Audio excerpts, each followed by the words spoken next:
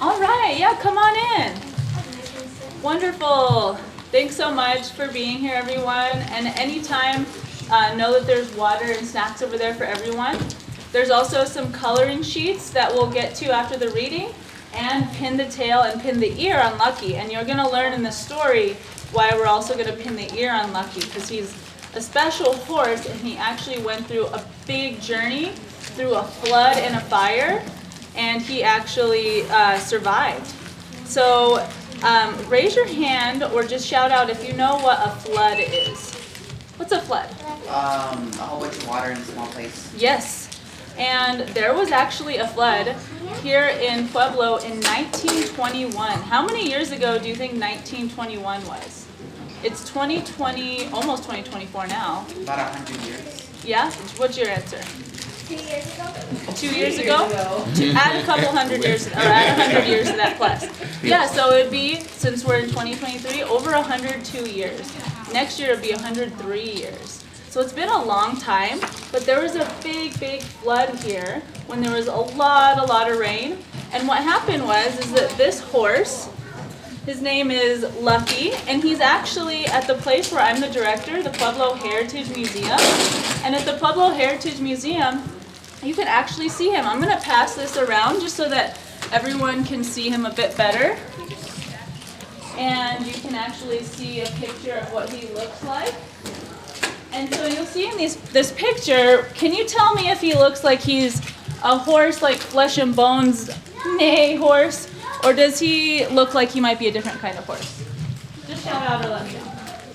Does he look like he's not flesh and bone. He's not flesh and bone. His eyes are glass. Yeah, actually, his eyes were originally glass. That's interesting you said that. Right now, his eyes are not glass anymore, but he used to have glass eyes. So I'm going to tell you more about his story. So I'm going to jump right into the reading.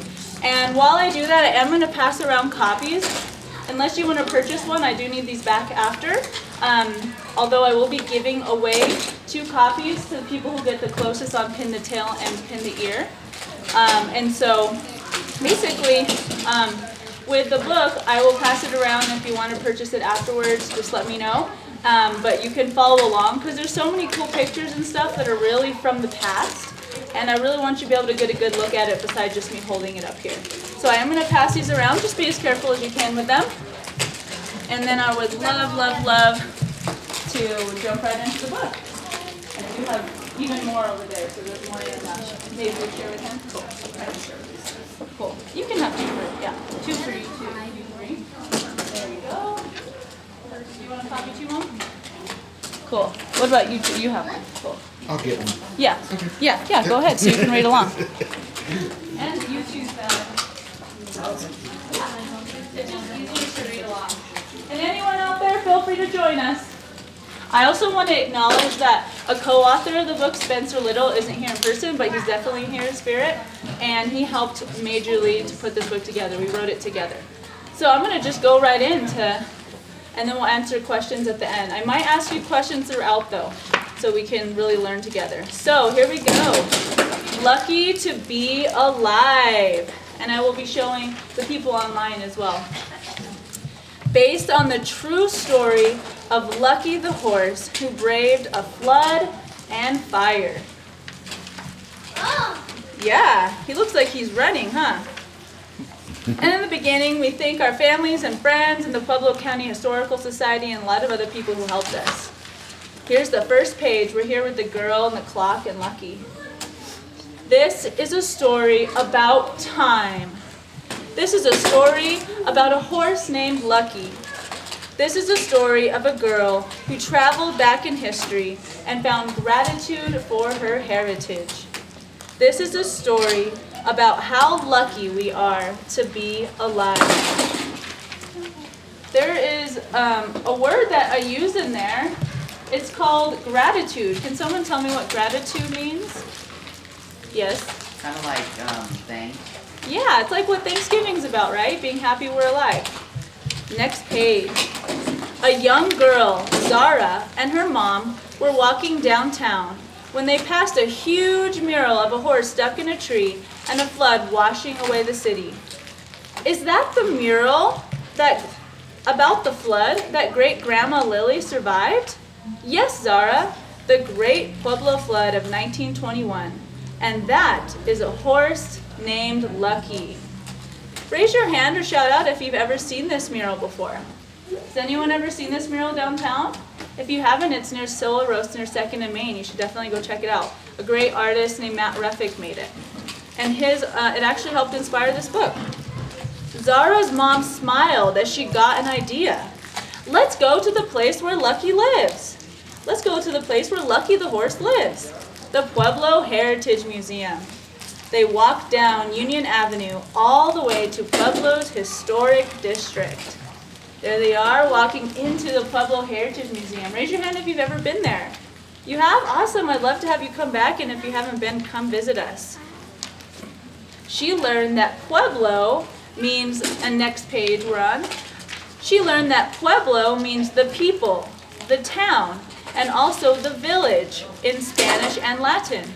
She learned about people of Ute Nation, an indigenous tribe from her dad's side of the family. In an exhibit about world-famous Pueblo saddles, Zara locked eyes with a dapple gray hemp papier-mâché horse named Lucky Saddler, or simply Lucky for short. Does he look like he's smiling in that picture? Do you think he looks like he's smiling? I think he does. He always is smiling. I love him. Suddenly, she felt Lucky come alive, and she saw a picture in her mind. Zara heard him say in his gentle voice, "Let me show you my story. It might be scary, but I know, you know, all is well." Can you say his phrase with me? All is well. Can you say all is well? All is well. That's his phrase throughout the book. You hear him say it a lot. Zara felt a shift, and her vision got blurry. She felt the room fall upwards. She began to spin, and everything went. Who can read the next page? What's that word on the next page? Dark. Everything went dark. The page is dark. Zara now saw firefighters putting out a fire.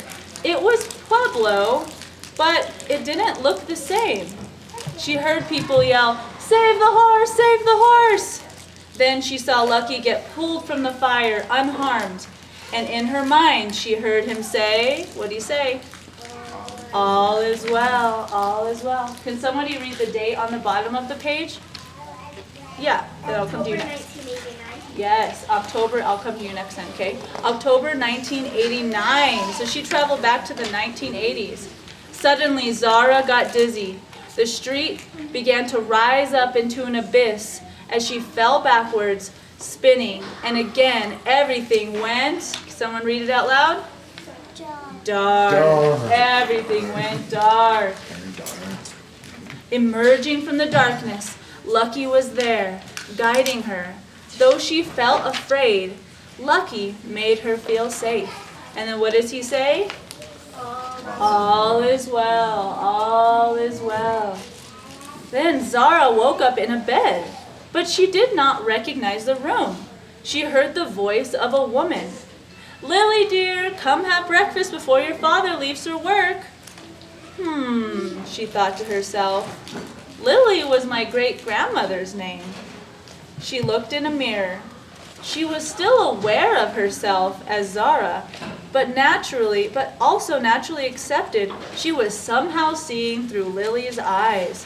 So she's seeing through her great-grandmother's eyes. She traveled back in time. She went downstairs, and her mother asked, "Lily, did you sleep well? I thought we could go shopping today." She yawned as she shared, "I had funny dreams, but shopping sounds fun." Her father declared as he took a sip from his coffee, "The chieftain says it should not rain like it did yesterday. Let's hope they are right." You over here in the purple hoodie, can you tell me what this is right here? What does it look like in the bottom part of the page? Newspaper?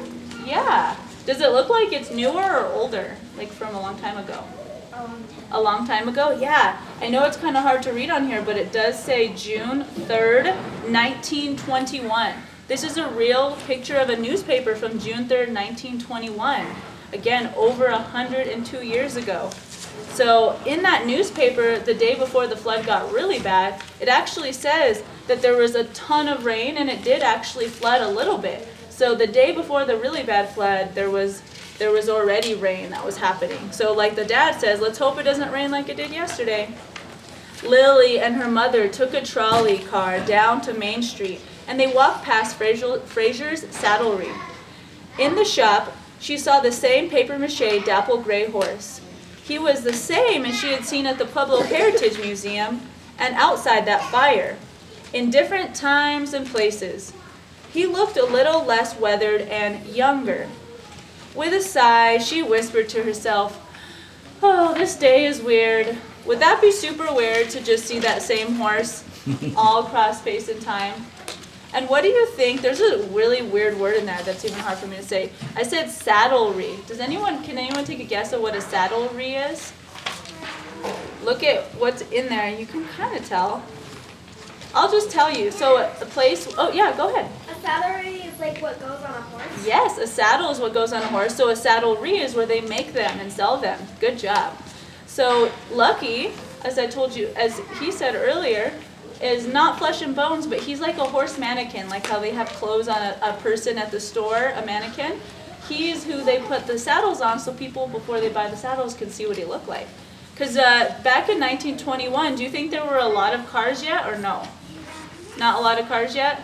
So a lot of people rode horses. And Pueblo used to be a big place all around the world that they knew that we made really good saddles here. All right, we'll move on. As she walked past the horse and caught his eyes, she heard a familiar voice in her mind and heart. "I know, you know." What does he say? All is well, all is well.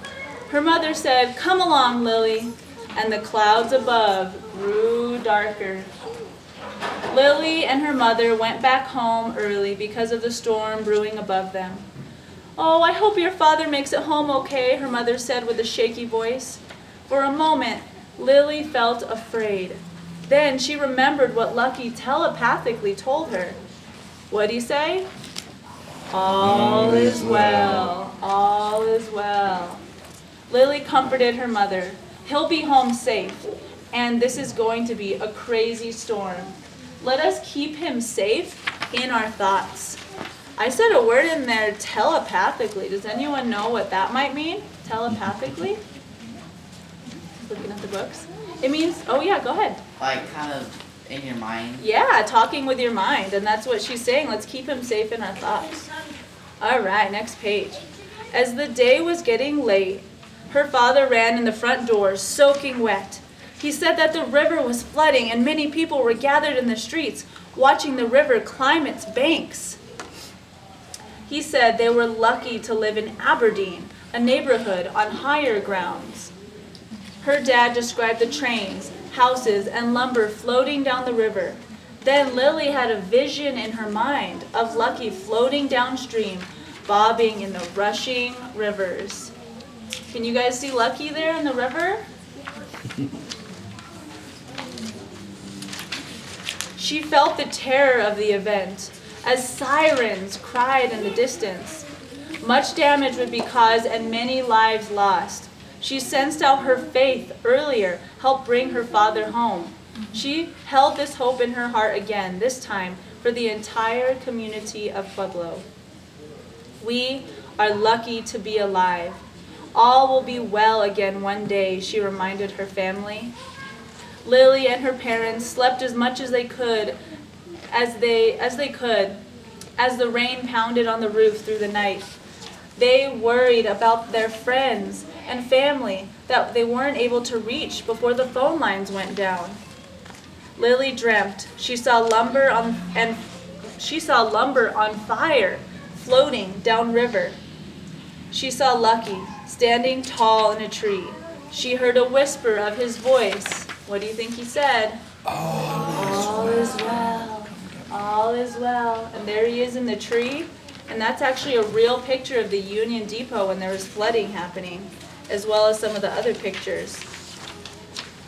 Early the next day, Lily and her mom read the paper while her father went to help rescue people from tall buildings and shovel mud from the roads.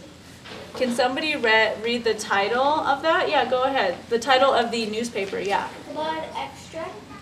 Do you know what the next words say? The Pueblo Chieftain.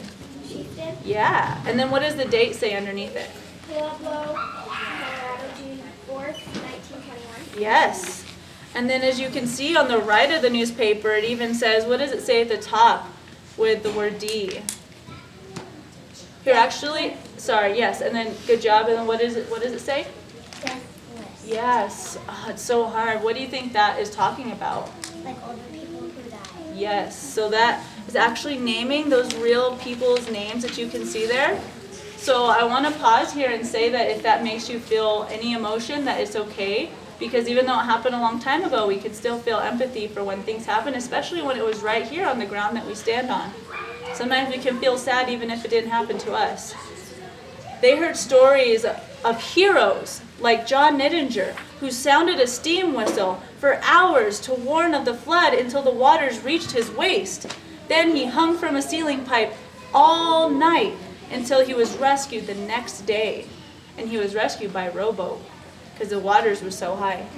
Her heart hurt. Her heart hurt when hearing stories of loved ones lost. In the streets, there was wreckage and even cattle that had drowned. Do you guys see the pictures, seeing the cattle and the horses that had drowned? Yeah, and that's actually, I believe that's an old schoolhouse right there too that got flooded, and you can see the streets. What do you think that would feel like to wake up to that or go through that? Would it feel really scary? Yes, it really would be. It would be very scary. I feel like the world was ending. They learned of Josephine Pryor and her team of switchboard operators who helped warn people of the flood by telephone, risking their lives. They carried a hand-crank record player from floor to floor as the waters rose. The music helped keep their spirits high. Why do you think it'd be dangerous to be using the telephones, which are connected to electricity, when the waters are flooding the buildings? Yeah. Because if it touches an electrical cord, it'll make the water electrical, and then people Yeah. that are in the water will get electrocuted. Yeah, they risked their lives because they could have been getting electrocuted. And then, like it says here, they were able to carry this record player from floor to floor, which wasn't electrical, but they could crank it to listen to the music, and that helped them stay sane. This picture is actually one that was drawn by a real telephone operator a few days after the flood. It says, our first day back at the switchboard. So they were listening to music and stuff after they started working again too, because I'm sure they were feeling very stressed after surviving that. Within 2 days, Lucky was found in a cottonwood tree in the farmlands of Avondale, just as Lily had seen in her dream. Somehow, he only had minor injuries, and his spirit held strong. He became a symbol of hope and resilience for Pueblo when he returned home. This is a zoomed-in version of that mural that we talked about. And as someone mentioned earlier, he did actually used to have glass eyes that fell out at some point during his journey. And then he lost one of his ears, and we'll see a picture of that soon. Lily went to see him. She locked eyes with Lucky, who was missing an ear. He spoke to her mind. All is well. Even though there is much destruction in your city, all is well. Thank you. Thank you for holding hope for me, your family, and your community. The world is brighter because of your hope. Now, go teach this to others. Can you notice that one of his ears are missing here? One of his ears are missing. That's what happened when he was brought down the river. As the horse spoke to Lucky, she felt a familiar dizziness, the same feeling that had brought her back in time to 1921. As if waking up from a dream, she opened her eyes and saw her mother. Zara, are you okay? You fell down a few seconds ago. Zara was so relieved to see her again. She gave her a really, really big hug. Mom, Lucky has seen so much. Pueblo rebuilt. The people are safe now, and we still have a city on the river. Yes, Zara. This horse somehow survived a flood and a fire. He is resilient.